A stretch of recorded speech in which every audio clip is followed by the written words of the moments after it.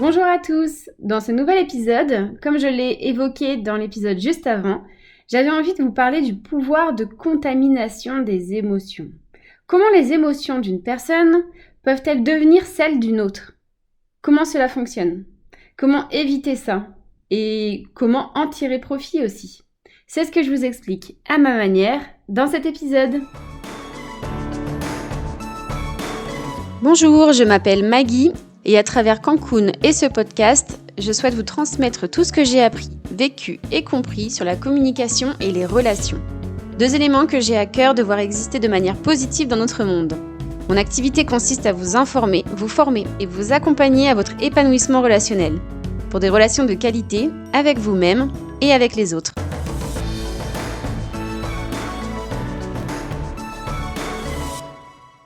Cela vous est-il déjà arrivé? Alors je pense que oui, mais est-ce que vous vous êtes déjà rendu compte que parfois vous allez ressentir une émotion qui sort a priori de nulle part, et en cherchant un peu, vous vous rendez compte que c'est l'autre en face qui vous a transmis son émotion. Par exemple, quelqu'un pleure devant vous et vous vous mettez à pleurer aussi, sans forcément partager la même cause de sa tristesse. Imaginez une copine qui vient vous voir et que son petit chien est décédé. Ok, vous allez être triste comme elle, mais pour autant, l'attachement au chien n'était pas du tout la même. Ou quelqu'un qui est énervé, ça va vous énerver aussi. Ou stressé, pareil. Peut-être que ça vous est déjà arrivé de dire « Mais arrête de stresser, parce que ça me stresse aussi !» Ou quelqu'un qui saute de joie partout, en pleine exaltation, et cela vous donnera aussi envie de se sauter comme lui, avant même de savoir pourquoi. Ça me fait penser à un extrait d'un épisode de Friends comme ça, où ils se mettent tous à sauter, je sais pas pourquoi, mais moi aussi. Et c'est ça. C'est juste qu'à cet instant, vous ressentez ce qu'il ressent. Alors, comment ça fonctionne? Comment est-ce possible? Il existe, donc d'après ce que j'ai compris et lu, 3 sources, 3 origines à nos émotions. Il y a celles qui viennent de notre âme, de notre esprit, et celles que j'ai envie d'appeler les émotions pures. Celles qui correspondent vraiment à nos besoins, à nos envies, à nos valeurs. Il y a celles qui sont créées par notre mental, par nos pensées. Pour moi, c'est les émotions fabriquées, les émotions conditionnées. Et puis, il y a aussi les émotions qui viennent d'une ou de plusieurs autres personnes. C'est les émotions transmises. J'ai expliqué dans mon épisode juste avant, sur le pouvoir créateur des émotions, qu'il existe tout autour de nous un vaste champ d'énergie, comme un filet qui relie tout, absolument tout ce qui est molécule. Et que nous, notre propension à voir cette énergie dépend du poids en fait des molécules. Plus les molécules sont lourdes, plus on les verra à l'œil nu. C'est notre réalité physique, matérielle. Ce sont les corps, les objets, les arbres. Tout ce qui nous entoure et tout ce qu'on voit, c'est au final parce que les molécules sont lourdes. Et puis, il y a les émotions, elles, qui émettent des molécules extrêmement légères. On ne les voit pas. Quand on les crée en nous et qu'elles sortent de notre corps, on les envoie donc dans ce champ d'énergie auquel toutes les personnes font partie. Toutes les personnes peuvent donc les recevoir les molécules envoyées. Voilà comment ces molécules peuvent nous atteindre. Mais il n'y a pas que ça. Les émotions peuvent aussi être partagées via nos sens. Les indices physiques, comportementaux, la posture, les gestes qu'on va voir, les phéromones dégagés qu'on va sentir, notamment celles produites par la peur ou le stress à travers la sueur, les sons de la voix qu'on va entendre, car chaque émotion dispose de sa propre signature vocale. Ces éléments vont être captés physiquement par les personnes autour et vont être assimilés, vont envoyer en fait un message au cerveau qui va lui l'interpréter et traduire ces informations en modifiant ces mêmes éléments chez nous. C'est comme ça qu'on va adopter la même attitude ou la même voix ou émettre nous-mêmes des phéromones associés à l'émotion. Donc c'est vraiment par assimilation du message, par traitement, par mimétisme, parce qu'il y a aussi une question de vouloir être accepté par l'autre. Donc on va adopter ses gestes, on va adopter sa voix pour lui dire « Regarde, je suis comme toi ». Tout ça est fait de manière complètement inconsciente. Mais c'est en quelques secondes suffisent pour qu'on puisse adopter la posture, la voix de l'autre et donc aussi ressentir ses propres émotions. Parce qu'on va mimer l'émotion, on va la faire naître en nous. Donc voilà comment on peut se retrouver à recevoir les émotions des autres. Comment on va se mettre à ressentir les émotions des autres. Et là, ensuite, il y a 3 facteurs qui vont rentrer en jeu par rapport à la contagiosité des émotions. D'abord, il y a le type d'émotion. Certaines sont plus contagieuses que d'autres. Ensuite, en 2, il y a la réceptivité de la personne. Son hypersensibilité, ou si elle porte déjà en elle cette émotion. Et en 3, il y a la répétitivité de cette émotion. Alors d'abord, le type d'émotion. Certaines émotions donc sont plus contagieuses que d'autres. Et en réalité, on va les distinguer par rapport à leur intensité. Plus l'intensité de l'émotion est forte, élevée, plus elle aura un niveau de contagiosité élevé. Un agacement, par exemple, n'aura pas du tout le même effet que quelqu'un qui est en rage. Donc l'intensité, c'est la première chose. 2, autre fait, les émotions dites négatives sont négatives dans le sens, encore une fois, dans le sens qui ont des effets désagréables et qui vont amener des conséquences donc plutôt néfastes. Ces émotions-là, donc on dit négatives, sont plus contagieuses que les positives. Et l'explication, elle est neurologique. C'est dû en fait au fonctionnement de notre cerveau et à un instinct primaire plus important que tout autre besoin de l'être humain. Ce besoin, c'est la survie. Dans notre cerveau, on a un petit élément qui s'appelle l'amygdale limbique qui va venir s'activer fortement à la réception des messages, tout ce qui est stressant, anxiogène ou qui suscite la peur. Pourquoi ? Pour engendrer la mise à l'abri. Donc l'être humain sera beaucoup plus réceptif à ces émotions qui peuvent avoir un intérêt pour sa survie. L'attention sera décuplée et la mise en action beaucoup plus rapide. Ça, c'est ce qui intéresse vraiment le cerveau de l'être humain. Et donc les médias le savent et l'exploitent. Tout ce qui va venir susciter la peur, le stress, tout ce qui est anxiogène, suscite davantage l'attention de nos cerveaux. Et c'est aussi le cas de nos proches, nos collègues, les autres êtres humains se rendent compte que quand ils parlent de choses, de leurs expériences de stress, de peur, de tristesse, quand ils sont inquiets ou quand il y a une notion de mépris, c'est beaucoup plus facile de partager tout ça plutôt que ces expériences de joie, de succès, d'espoir, de sympathie ou de fierté, parce que l'accueil en face ne sera pas du tout le même. Et ça peut aussi, soit dit en passant, susciter de la jalousie ou de l'envie chez les autres, selon certaines cultures. Donc c'est vrai qu'on encourage peu à partager ce genre d'émotions. Donc, le caractère contagieux d'une émotion dépend d'une part de son intensité, donc plus elle sera intense, plus elle sera contagieuse, et d'autre part de son intérêt pour le cerveau, en fait de son caractère urgent, vital. Et ce sont donc les émotions dites négatives qui sont les plus contagieuses. Ensuite, il y a le niveau de réceptivité de la personne. Certaines personnes sont plus réceptives que d'autres aux émotions qui ne lui appartiennent pas. On parle d'hypersensibilité. Ce sont des éponges à émotions. Dans cette hypersensibilité, on va retrouver l'empathie. Donc évidemment, plus la personne sera sensible, empathe, plus elle sera réceptive aux émotions des autres. Et plus elle aura de chances ou de risques d'être contaminée. Ça, c'est la première chose. Et ensuite, il y a, en fonction des personnes, une émotion n'aura pas le même impact selon si cette personne a déjà ressenti ou est encore, plutôt, sous le coup de cette même émotion. Je m'explique. Dans l'épisode d'avant, je vous expliquais donc que chaque émotion détenait son propre langage, sa propre fréquence vibratoire, en fonction des molécules qu'elle génère, et qu'une fois envoyée dans le champ d'énergie, elle pouvait rencontrer donc d'autres molécules qui parlent le même langage, qui vibrent en fait sur la même fréquence. Donc vous avez compris, si une émotion de colère est envoyée, elle aura plus de chances d'être perçue chez quelqu'un si cette personne elle-même porte aussi de la colère en elle. L'émotion va rentrer en résonance avec sa propre fréquence. Il faut savoir qu'une émotion de colère va libérer de la cortisol et que quelques minutes de colère de cette émotion libèrent de la cortisol qui aura un effet en fait pendant plusieurs heures. Donc il suffit que vous ayez déjà ressenti un peu d'agacement, un peu d'incontrariété. Si quelqu'un en face de vous va vous exprimer de la colère, vous allez être encore plus réceptif, réagir encore plus fort. Donc, la contagiosité va dépendre aussi de la réceptivité de la personne, de son hypersensibilité et du coup de la résonance de sa propre résonance avec les émotions qu'elle contient. Et enfin, troisième facteur, pour cette contagion, c'est la répétitivité de l'émotion.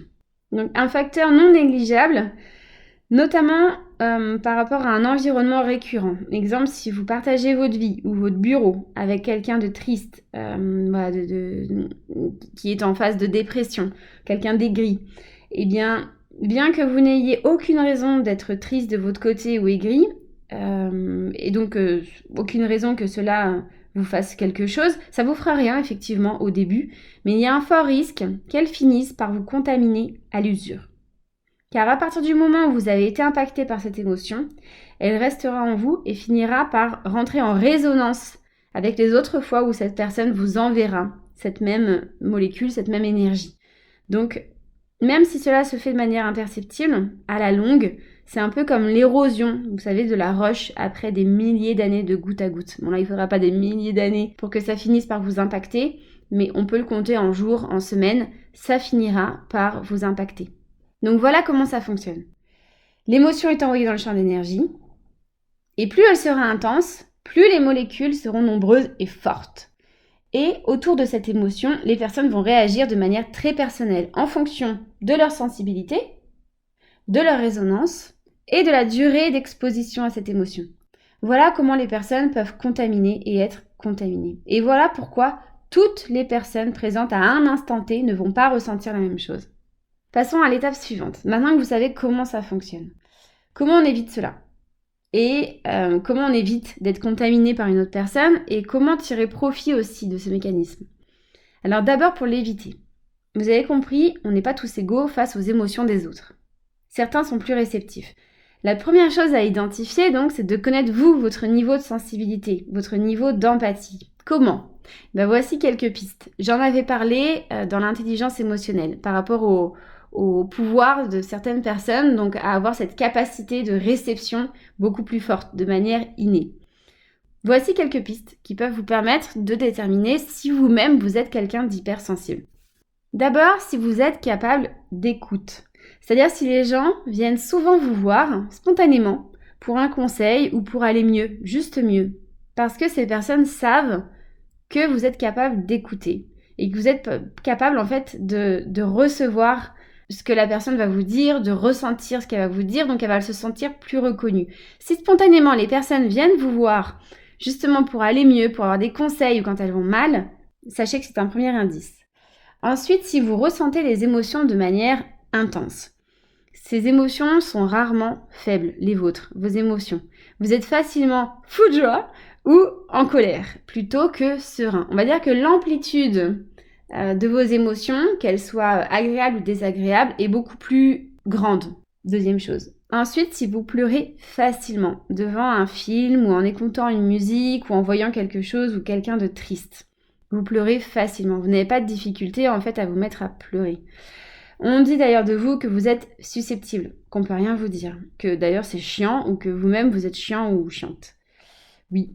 Vous avez peur de blesser les gens, autre indice, parce que vous êtes soucieux de ce qu'ils peuvent ressentir. Et vous culpabilisez même assez facilement, et ça de manière injustifiée, mais parce que vous vous sentez responsable de leurs émotions, de leur bien-être, comme de leur tristesse. Vous vous sentez responsable. Vous pouvez aussi avoir un ou plusieurs autres sens physiques, plus sensibles que la norme, comme la vue, l'odorat, le toucher, le goût ou l'ouïe.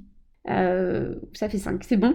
Donc, vous pouvez avoir un ou plusieurs de ces sens plus développés que la norme, en plus de ce sens qui est de recevoir les émotions, les ressentis. Ensuite, ce que je peux dire aussi sur les personnes hypersensibles, c'est que vous ne supportez pas le conflit, car vous êtes facilement blessé par les reproches, les critiques, l'expression des opinions des autres. Alors en fait, vous faites tout pour les éviter. Et ce qui peut être un vrai risque, un vrai danger, parce que puisque vous les évitez, puisque vous évitez de rentrer en conflit, vous allez garder vos émotions en vous. Par peur d'exploser, par peur d'être blessé, par peur de vous exprimer de manière trop intense, qui ne soit pas compréhensible par les autres autour, vous allez tout garder en vous. Ce qui est un risque, parce qu'au moment où ça sortira de manière beaucoup plus intense. Donc voilà plusieurs indices, plusieurs signes que vous êtes hypersensible, donc plus réceptif aux émotions des autres. Voilà pour cette partie. Ensuite, du coup, une fois qu'on se connaît, qu'on connaît cette caractéristique chez soi, ça permet de prendre du recul au moment où ça se produit. Ressentir les choses, donc les émotions, et prendre conscience qu'elles ne nous appartiennent pas, c'est une grande force, c'est un avantage pour accepter la situation, pour la comprendre et pour la gérer. Si vous êtes confronté à une personne en direct ou si vous vous retrouvez à capter une émotion sans comprendre d'où elle vient, vous serez capable de dire bon, ok, là je ressens de la colère, mais j'ai aucune raison de l'être. Je viens de voir deux personnes se disputer, ou bien il est énervé à côté de moi. J'ai compris, j'ai été contaminée. Cette émotion ne m'appartient pas. Donc c'est ok, je respire, je calme cette émotion et je la laisse partir. C'est la meilleure technique que je connaisse. C'est vraiment la méditation, dans le sens je reviens à l'instant présent et je calme cette émotion. Alors soyez pas trop exigeant avec vous-même parce que justement selon l'intensité de l'émotion qui a été envoyée, que vous avez reçue, selon votre degré de sensibilité, selon la répétition, vous avez compris, cela peut mettre plus de temps. Donc, en fonction de l'émotion, une action est suscitée. Si vous ne comprenez pas ce que vous avez à faire, si vous ne trouvez pas en fait le motif de cette émotion, que vous comprenez que vous avez été contaminé, elle partira toute seule. Voilà, sans action particulière. Bon, en revanche, si elle ne part pas, alors j'ai pas d'ordre de grandeur en fait. Ça peut être quelques minutes, mais pas plus de quelques heures en fait. Alors, si elle ne part pas, peut-être qu'elle est venue activer quelque chose en vous. Peut-être qu'elle est venue en résonance. Donc cette émotion vous appartient désormais. Elle a un message pour vous à écouter, à comprendre, et donc il y a une action à réaliser. Donc première chose qui peut être faite, c'est connaître son niveau de réceptivité. Et ensuite, donc qu'est-ce qu'on fait d'une émotion qui n'est pas la mienne ? Et voilà, la meilleure solution d'apaisement, c'est ce que je vous ai dit, c'est la méditation, la respiration, et c'est aussi développer son intelligence émotionnelle. Ça, c'est vraiment un atout, parce que si cette émotion n'est pas la mienne, je saurai l'identifier, je saurai quoi en faire. Si cette émotion rentre en résonance avec quelque chose en moi, je saurai aussi quoi en faire, en sachant exactement, en fonction de l'émotion que je ressens, quel message elle est venue m'apporter. Ensuite, pour agir sur le facteur répétitivité. Soit vous pouvez éviter la personne qui vous contamine, et pour moi, c'est la meilleure solution, je pense, si vous le pouvez. Soit vous pouvez aider la personne à comprendre son émotion en pratiquant l'écoute empathique, telle que j'en parle, que j'ai apprise, moi, dans la communication non violente, l'écoute empathique. Alors, c'est plus compliqué, car certaines personnes ne sont pas prêtes ou ne veulent pas être aidées. Quand l'émotion, avec le temps, se transforme en sentiment, puis en humeur, puis en trait de personnalité, il est de plus en plus difficile de la traiter entre guillemets sans une aide professionnelle. Alors c'est pourquoi je vous recommanderais plutôt de l'éviter si vous le pouvez. Alors, je vais approfondir un point. Certaines personnes ont une propension à contaminer désagréablement les autres et on en connaît tous, je pense. C'est ce mec ou cette nana qui se plaint tout le temps, qui est triste, aigri, sombre ou dark, vous savez, dark people comme on dit, et qui viennent vous voir à chaque fois que ça va mal, ou que ça va pas, ou chaque fois que vous le voyez, il y a toujours un truc qui va pas. Ils viennent vous voir pour deux raisons, ces personnes. Soit ils veulent du soutien, en recherchant quelqu'un qui les comprend, qui va partager ce qu'ils ressentent. Ils viennent ressentir un écho, en fait, et ils savent, consciemment ou non d'ailleurs, que vous avez cette capacité, ce degré d'empathie pour ça. Soit ils veulent aller mieux, soit ils veulent du soutien, ils veulent juste ressentir un écho, soit ils veulent aller mieux. Et ils savent qu'en venant vous voir, ils se chargeront d'une meilleure énergie, d'une émotion plus agréable en venant vous voir vous, parce que ils savent que vous êtes toujours positive, que vous êtes toujours dans la joie.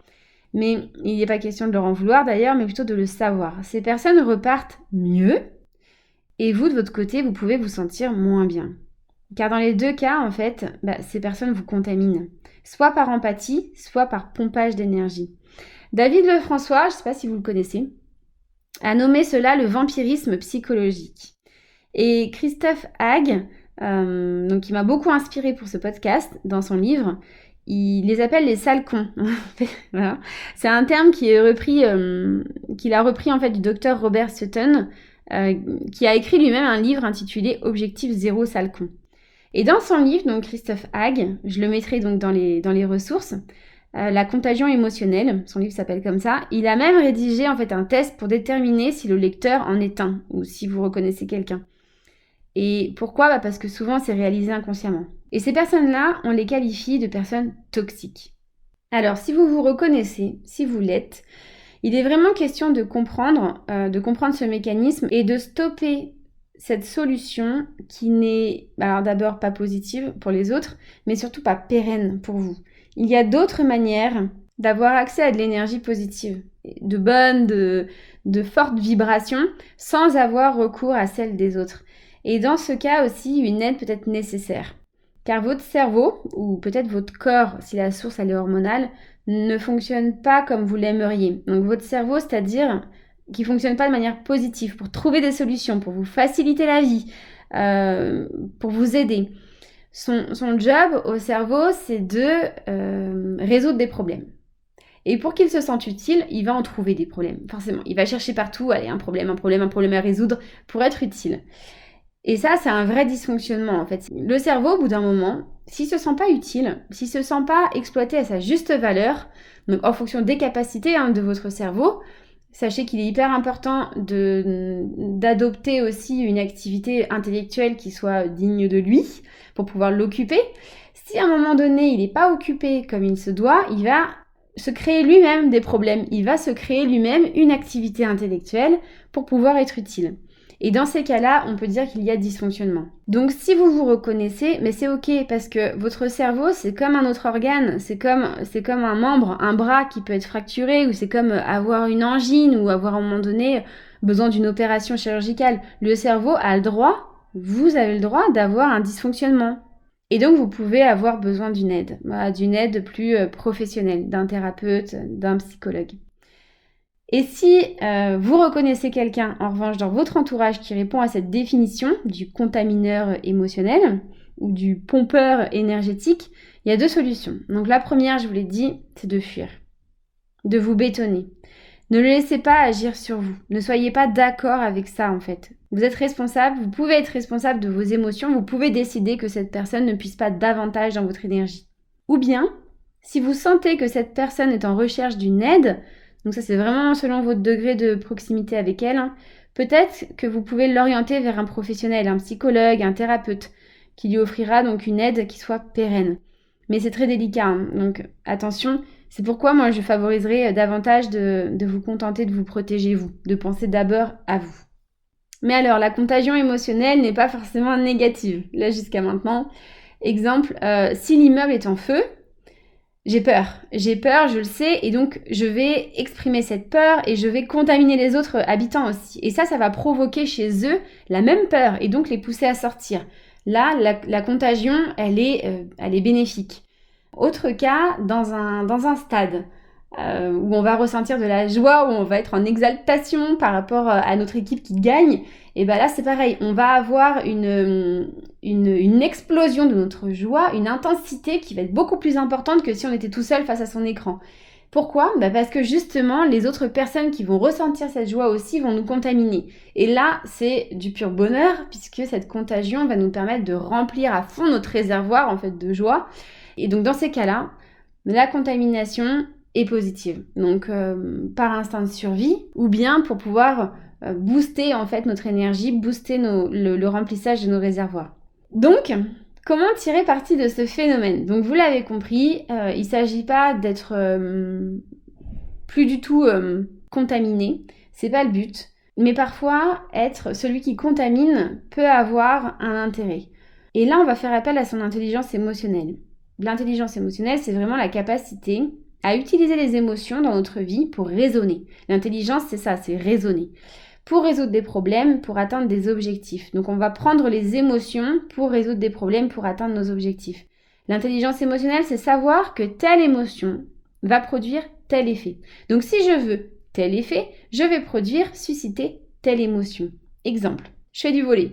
Je veux que mon équipe gagne ce championnat de volley. Donc je vais susciter en elle une rage de vaincre ou bien l'exaltation de la victoire. Je vais créer cette émotion en moi, je vais la faire grossir et la projeter vers l'extérieur, vers les autres. Les mots sont importants, ok ? Mais sachez donc que toute la sphère non verbale, gestuelle, la voix, les émotions toute cette partie-là est prépondérante sur les mots. Ça, c'est le grand secret des coachs, en fait, des conférenciers et des one-man shows, par exemple. Ils suscitent une émotion chez l'autre. Susciter cette émotion, donc par exemple, pour la rage de vaincre, c'est susciter une émotion de colère saine pour décupler une énergie. Parce que la colère permet de produire une énergie qui sort de l'ordinaire. Et donc, ce qui permet aussi d'atteindre des objectifs. Alors pourquoi on aurait envie d'utiliser les émotions sur les autres ? Pour atteindre certains objectifs qui nécessitent l'aide des autres, leur adhésion.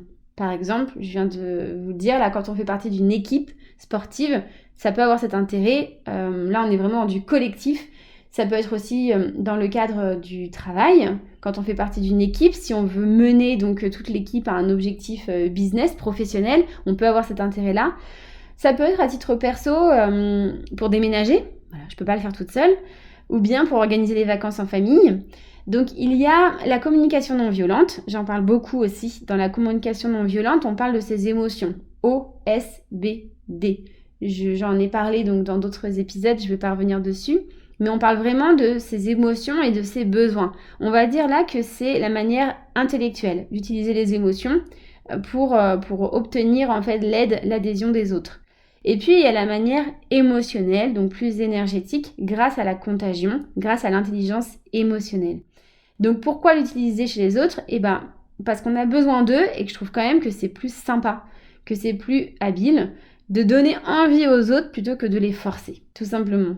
Et à noter, pour aller plus loin, que ces énergies peuvent impacter agréablement comme désagréablement les personnes, ok ? Mais c'est aussi valable pour les relations entre les animaux, entre les humains et les animaux, et d'une manière générale entre les êtres vivants. Ainsi, la nature a cette capacité de nous apaiser. Où certains lieux, qui ont été conçus à base d'éléments organiques tels que le bois, ont cette capacité de vous stresser ou de vous faire ressentir donc une énergie négative, de vous faire vous sentir mal. Donc ça, c'est à prendre en compte dans le pouvoir de contagion, le pouvoir émotionnel, le pouvoir énergétique. Ça concerne tous les êtres vivants, tout ce qui est vivant, tout ce qui est organique. Alors voilà ce que j'avais envie de vous dire dans cet épisode, et voilà ce qu'il faut retenir. D'abord, que les émotions créées partent dans un vaste champ énergétique auquel tout le monde participe. Tout le monde fait partie de ce champ. Ces émotions ne sont pas toutes égales dans leur potentiel de contamination. Le principal facteur, c'est son intensité. Et le second facteur, le caractère intérêt pour la survie, voilà, qui suscitera une attention beaucoup plus forte. Troisièmement, que les personnes ne sont pas toutes à égalité face à la contamination. Ça, c'est ce qu'il faut retenir aussi. Ça dépend de leur réceptivité, de leur empathie et de leurs propres émotions en cas de résonance. 4. Que la répétitivité de l'exposition d'une émotion agit comme l'érosion et peut donc vous contaminer à l'usure. 5. Ce qu'il faut retenir, c'est que certaines personnes sont plus contagieuses que d'autres et que si vous ne pouvez pas les aider, mieux vaut les éviter et vous protéger. Ou si vous vous reconnaissez qu'une aide professionnelle sera plus efficace et pérenne, et plus sympa aussi, que le pompage énergétique des copains. Et enfin, ce qu'il faut retenir, c'est que la contagion émotionnelle peut être un fabuleux outil de gestion des relations, en développant son intelligence émotionnelle, de manière positive, j'entends, parce que évidemment, les mauvaises intentions existent aussi, mais à la limite, en fait, l'intention n'est jamais mauvaise envers soi. Elle peut être mauvaise pour les autres. Donc utiliser son intelligence émotionnelle pour son bien, oui, mais pour le bien des autres aussi. C'est une attitude, un comportement qu'on appellera d'écologique. Bien pour soi, bien pour les autres et bien aussi pour la vie, d'une manière générale, pour la planète. C'est ce qu'on appelle écologie. Alors pour entretenir de meilleures relations avec soi-même, se respecter, se protéger, et de meilleures relations avec les autres en les respectant, en les protégeant, n'oubliez pas, ou plutôt ayez toujours conscience, qu'on fait tous partie du même vaste champ énergétique et que les émotions ont cet immense pouvoir d'agir sur les autres. Une fois que vous le savez, il existe là une merveilleuse raison de développer son intelligence émotionnelle. Si vous voulez connaître votre niveau sur cette intelligence, contactez-moi pour réaliser votre diagnostic et vous donner aussi des pistes pour la développer. Vous trouverez aussi donc toutes les informations sur mon site internet www.cancun.co. Et pour continuer à recevoir des infos, des astuces, en savoir plus sur les émotions, sur les relations, pour améliorer votre vie, être plus serein, plus sereine, abonnez-vous à mon podcast et suivez-moi aussi sur Instagram. Donc j'espère que cet épisode vous a plu. Si c'est le cas, s'il vous plaît, dites-le moi. Je vous souhaite une belle journée, je vous dis à bientôt et merci de m'avoir écouté.